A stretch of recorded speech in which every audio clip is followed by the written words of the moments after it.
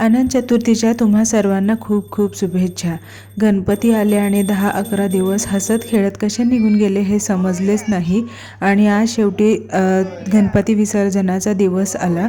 गणपती विसर्जन हे संध्याकाळी केले, सगळे ऑफिसवरून आले, त्याच्यानंतर गणपती विसर्जन करायला आम्ही गेलो।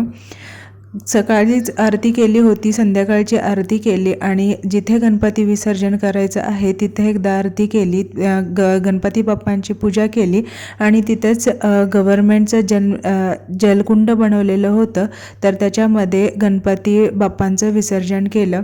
खरं तर आता नदीमध्ये विसर्जन व्हायचं आधी, पण आता होत नाही, फक्त त्या जलकुंडामध्ये म्हणजे एका पाण्याच्या हौदामध्ये गणपती बाप्पांना बुडवलं जातं, ओलं केलं जातं आणि तिथे ठेवून दिलं जातं। अशा प्रकारे आमच्या गणपती बाप्पांचं विसर्जन झालं। हा व्हिडिओ कसा वाटला नक्की सांगा।